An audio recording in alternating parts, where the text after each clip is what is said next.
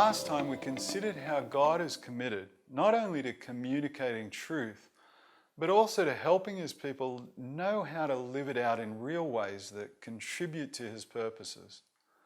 We looked at the example of David and how God's interaction with him was not only on a sacred and spiritual level, but also in the real challenges and victories and even failures of life. We also highlighted how these same principles worked out in Jesus' relationship with his disciples as he shared the big, overarching truths about God with them, but also gave very down-to-earth specific instructions in light of the task he was equipping them for. We then focused on the way Jesus wants to use relationships between his disciples to help them in following him. We briefly considered what it might look like to have genuine, healthy friendships that are intentional, but without being manipulative or overbearing. Okay, let's look at the fourth question under discipleship. Are they being encouraged to function in the areas in which God has gifted and given them abilities so they can develop in their service to him and his body? The picture of discipleship we've been developing here is of Jesus leading his followers on their own unique paths as he calls and encourages them to walk with him. He's eager for them to see themselves yoked, as the old term, or bonded to him, not to add to the burdens of life, but so he can share them. Following a master who sacrificed everything for others does involve cost, but what is given up are things that won't last anyway, and what's gained is eternal. Even though disciples follow individual paths, they regularly intersect with others briefly or for a lifetime, sometimes being helped, sometimes helping, and most often helping each other to follow Jesus. As we consider the fourth question under discipleship, we want to add some more detail to that picture, focusing in on how the Lord brings a number of his disciples' paths together for his purposes. At times, groups of disciples work together for specific projects or specialized aspects of his commission to make disciples to the ends of the earth. But by far the most important convergences are when they come together as local churches. Whatever connotations church might have, particularly in individualistic and consumerist cultures, from God's perspective, these disciple gatherings are not a matter of chance or just personal preference for things like worship style, say. Somehow, he's able to give genuine freedom of choice to his disciples, while at the same time sovereignly blending their gifts and abilities so as to give the best opportunity for individuals to thrive and for the group to serve his purposes. But as we've noted many times, God pursues genuine partnerships with his people. And this is no more true than in the process of individual disciples being encouraged to use the gifts and abilities he's given them within the local body and as it reaches out. As we picture how an existing or future ministry might develop, or when we hear others talk about programs and strategies, or if we're trying to get a clear view of an existing situation, this is a critical area to include. Here are the kinds of questions we might ask ourselves depending on the context. Am I committed to helping other disciples of Jesus thrive in areas he has gifted them for, even if it means them overtaking me and being more appreciated than I am? Or another one, is our concept of the team a healthy biblical one?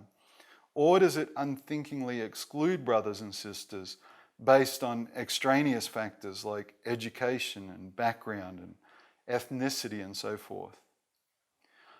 Does this model, we should ask ourselves, whatever we're looking at, take people out of the context of the church and train them to an elite status that only a few can hope to attain at the risk of stifling other potential within the body?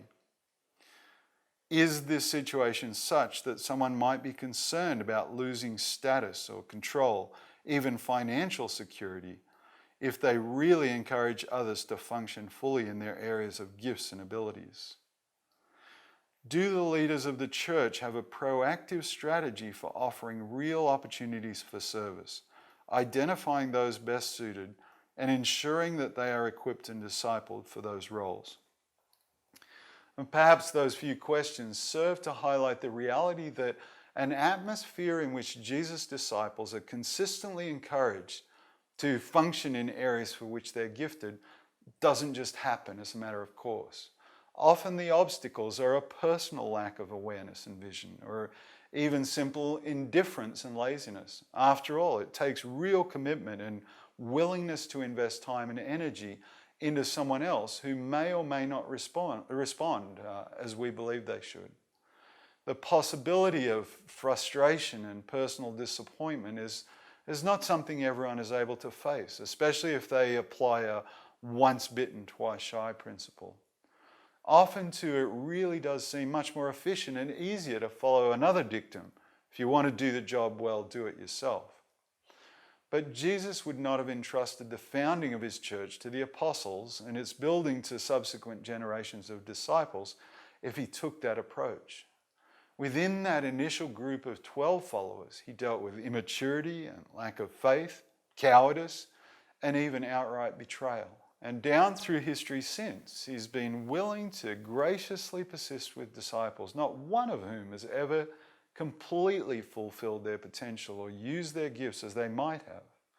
Obviously, though, he knows that the investment is worth the cost. The reward of finally seeing a disciple step up to the plate of his cause makes up for all the disappointments. Every choice to serve beats 1,000 failures to respond, hands down. At times, the obstacles are not so much personal as systemic. In many settings, history has played a significant role in reshaping beliefs and assumptions about ecclesiology. In other words, theology applied to the nature and structure of the church. Even within what are called evangelical circles, a term that's certainly lost much of its definition in recent times, there exists a wide range of models, from the highly organized and hierarchical to the more amorphous and unstructured. Without taking the time and space here to trace this all out, we can see how both extremes are often not conducive to disciples of Jesus being encouraged to function in the areas for which they have the gifts and abilities. In general, churches with a strong emphasis on structure also tend to preserve influential roles for those few with formal theological and academic qualifications. At the other end of the spectrum, groups that see themselves as loosely bound communities of believers can be so egalitarian that there is an inbuilt resistance to anyone using their gifts related to leadership or authority, even the appropriate kind that's based on God's word. But even the great number of true churches that fill the middle ground between the two poles can have long-held assumptions and traditions that stifle the potential growth of individuals. Groups that are being impacted in continually fresh ways by the truth review this regularly and honestly, making adjustments to ensure they are creating opportunities for non-specialists, the less established, the newer and younger disciples among them to demonstrate their God-given gifts and abilities to serve the church locally and further afield. It's also worth noting that there can be cultural obstacles that go along with the personal and systemic ones we've thought about. Back in tutorial 7.13, we considered some cultural spectrums that relate to identity, if you remember. Those that focus on contrasting views of authority and status are also very relevant to this area of discipleship that we're addressing here. For example, a church that exists in a high power distance community, as it's called, where inequalities in authority and status are accepted as inevitable and power is held close and distinctions are accentuated. In a situation like that, there can be an unthinking separation, a wide gulf being perpetuated between those with authority and those who have none. Similarly, a church in what's termed an ascribed status culture, in one that views prestige as inherent in the person and difficult to lose, where power is automatic and related to social class or affiliations, and where titles are important. that situation will have to consciously work against these cultural defaults. The evidence of God's word is all against the idea of the Spirit giving gifts to God's people based on status or family connections. There's certainly good reasons to respect the wisdom that can come with age, and there's nothing inherently wrong with titles. But discipleship is suffocated when older members and those in positions of authority aren't actively encouraging the next generation and giving opportunities for ministry to all other qualified members of the fellowship. One way of describing the conditions that either inhibit or promote an atmosphere in which all of God's children are able to grow in their gifts and fulfill their God-given potential is to contrast paternalism with discipleship. Let's note that paternalism is most often a description used in cross-cultural work, but it's equally apt in other situations as well.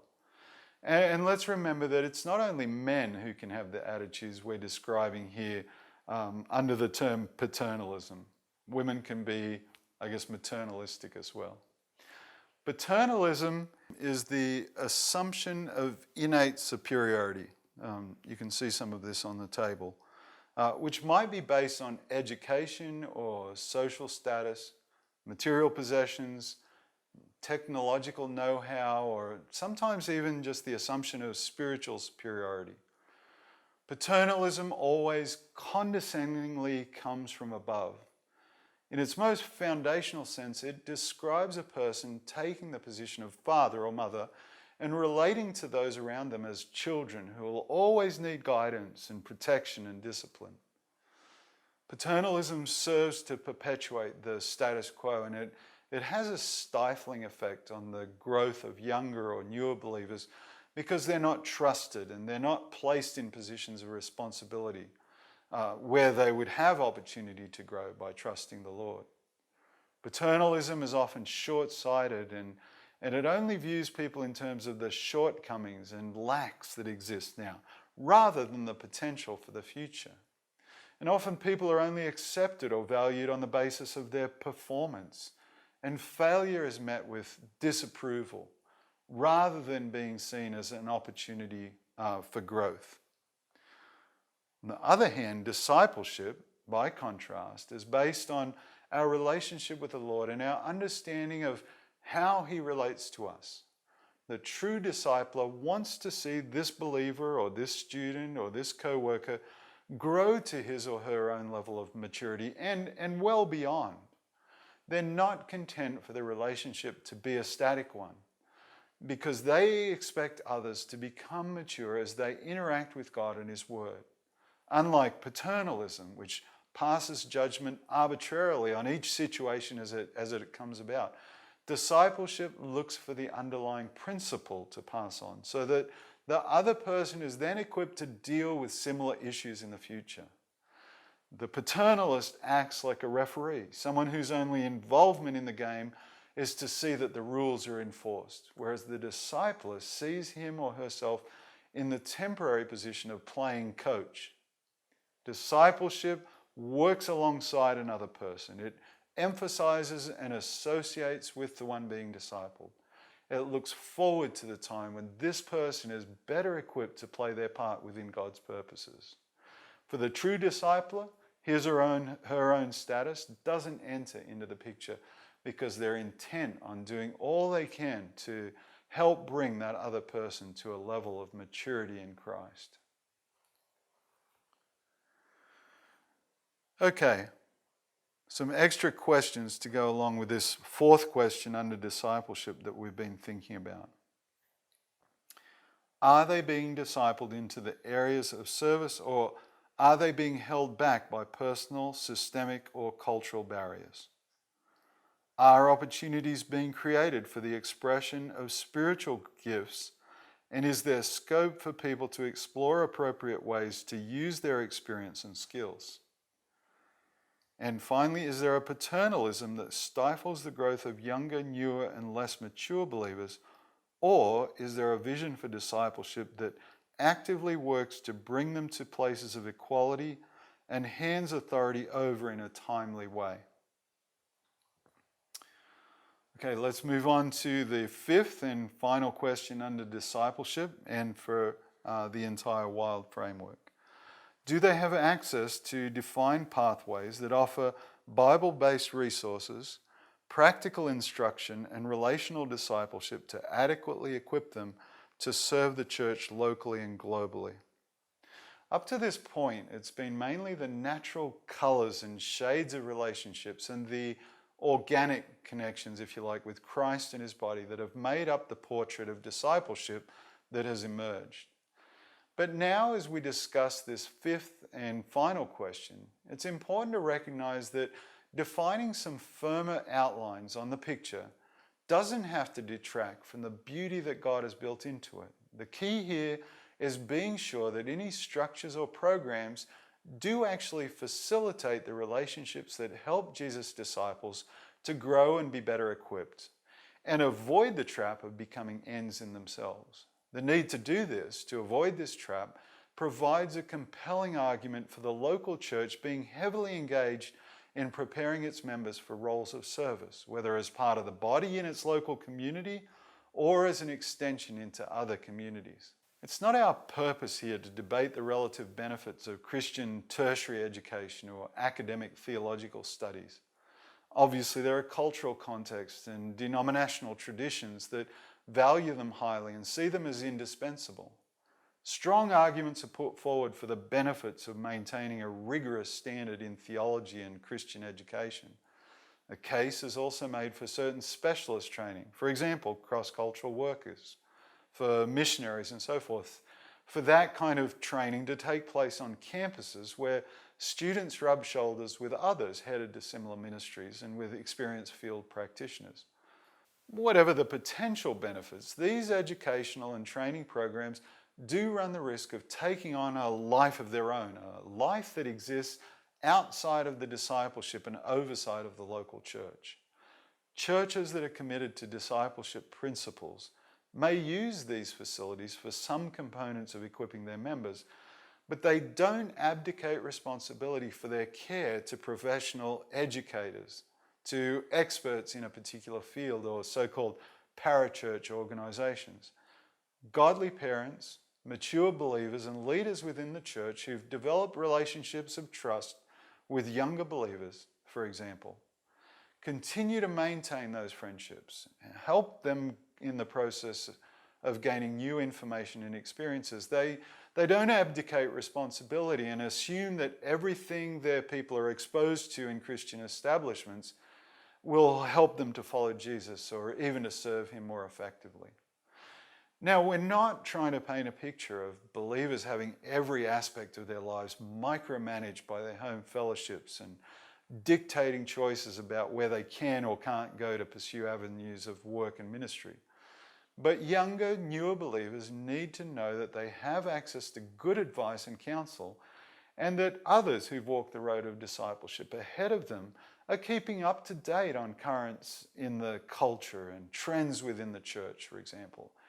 As they move forward in their careers and prepare to contribute to God's purposes, it's vital for them to be able to process decisions with other believers they like and respect and whom they can trust to give positive, honest input. Fellowships that are serious about playing a role in discipling their people in a wider sense do their homework based on their understanding from his narrative. They articulate his perspectives and how he's working in the world. They define priorities for the kinds of efforts they will give the bulk of their resources to. They can speak intelligently to their people about different avenues and teams and organizations that they believe are committed to the same priorities and values. They work to understand the different challenges involved. They have thoughts too on what gifts and abilities are best suited to different roles.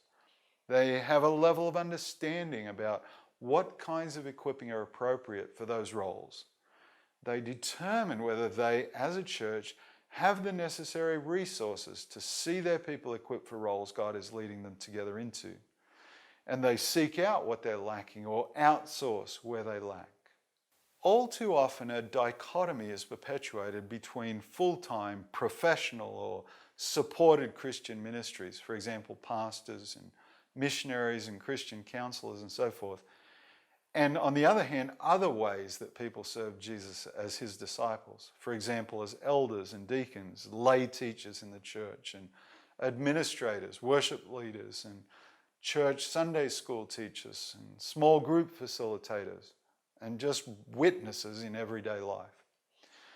One problem with categorizing roles in these two separate ways is the frequent assumption that yes, of course those in the first group, the professionals, need training, while everyone else will just somehow learn to be effective through experience. Churches with a broader perspective of discipleship don't make these assumptions.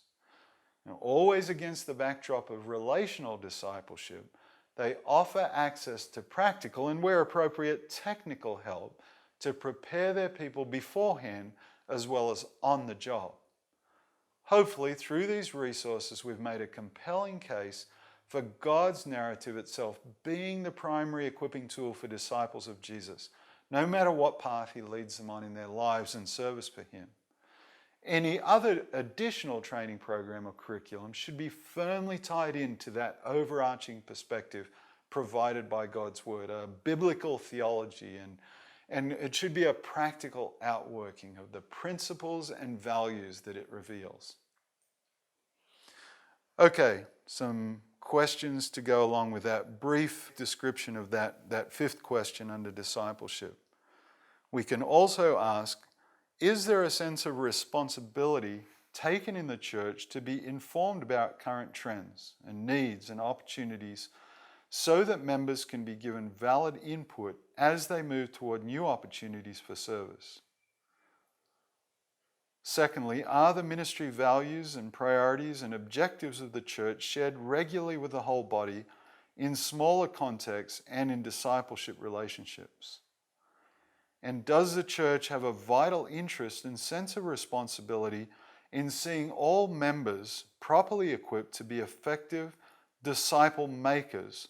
Or do they draw a false dichotomy between full-time professional specialist ministries and other normal walks of life?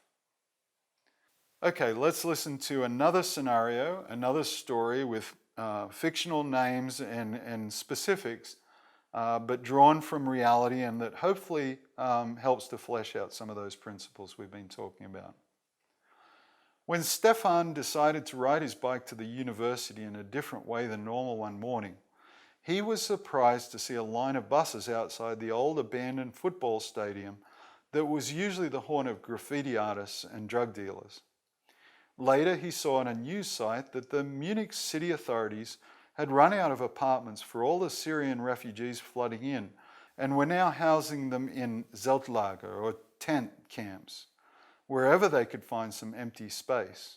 As a kid, he'd heard his grandparents talk about their escape from a grim, tyrannical Czech Republic back in the 60s, and how, although they were grateful to be granted asylum, what a struggle it was to build a new life here in West Germany, especially because not everyone welcomed them with open arms. His heart went out now to these latest refugees who'd lost everything in a nightmare war they had no part in starting. Coming from just east of the border, at least his grandparents had spoken some German when they arrived, but these Syrians faced the huge barrier of learning a completely new language. Talking to God, he wondered how he might be able to help and show them Jesus' love. 2 days later, he met up for coffee with Max, a leader of the student Bible study group that Stefan had joined when he moved to Munich a year ago to study graphic design. Max was probably in his late 30s or even 40s, but he didn't really seem that old. It always surprised him a bit when he remembered that Max was part of the church pastoral staff, because he seemed like just a good friend now. Okay, he liked electronic music from the 80s and often wore check shirts, but apart from that, he was pretty cool. The small fourth-floor apartment he shared with his wife Daniela and their dog Luther had become a home away from home for Stefan and some other students here in the big city. Now, sitting in their favorite armchairs at the coffee shop, where they always met up on Tuesday mornings, he casually mentioned to Max that he'd been thinking about maybe helping the Syrian refugees somehow. Max sat forward with an excited look on his face. It's amazing you bring that up, he said, because the leadership team at church have been really burdened for these people. In fact, just the other day at our meeting, we put that on our top 5 priorities for church projects. We did a bit of research and found a team that teaches Deutsch als Zweitsprache, German as a second language, to refugees. We think they might be believers and wondered if we can partner with them somehow. We started praying about who from our fellowship might have an interest. I actually mentioned you as a possibility, but didn't know what you'd think. Mapping out a plan became an excuse to order pastries. Stefan would find out more about the DZ team and report back. Max would let the leaders at church know and put out feelers for anyone else who'd be interested. As it turned out, things moved quickly. Here he was already, Stefan thought, as he walked towards the community centre to meet his first Syrian family, only 5 weeks after mentioning the idea to Max. It had been an intense month of fast-tracking for DZ certification in what is normally a 6-week course, and juggling that with normal studies. There had been meeting with the refugee assistance organisation he'd been working with, which turned out to be quite loosely structured and only nominally Christian. He'd gotten together with the church leadership team 3 different times. They'd been very supportive and, to his surprise, had treated him, well, just like one of them really, even though they were older guys like Max. In amongst the encouragement and jokes about his feeble attempt to grow a contextual beard, there were some probing questions about how he would approach this new challenge. It turned out that the leaders had been doing their own studies months before the whole refugee thing had occurred to him, and were surprisingly well informed about different nuances of Islam. Some had even made the effort to download the syllabus of the DZ course he'd done, and knew enough to talk about methods of teaching German. They'd really liked some thoughts he'd had about not forcing things with anyone, just focusing on building friendships and allowing God to move things in good directions in his timing. But they did want to know how he'd handle the questions about Christianity if they came up. And they even did some role play that was really helpful until it all fell apart with laughter as Max overdid the aggressive devil's advocate role. Last Sunday morning, Andreas, one of the pastors, had interviewed him in front of the whole fellowship and asked a few people to come up and pray for him.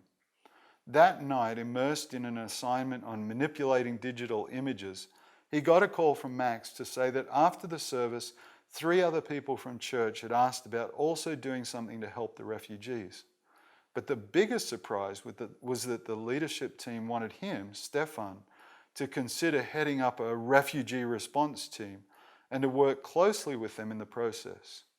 He wondered if he was really up for the responsibility, but Max felt he was and said that he'd be glad to be an honorary member of the team and get together with them all for as long as Stefan wanted him to.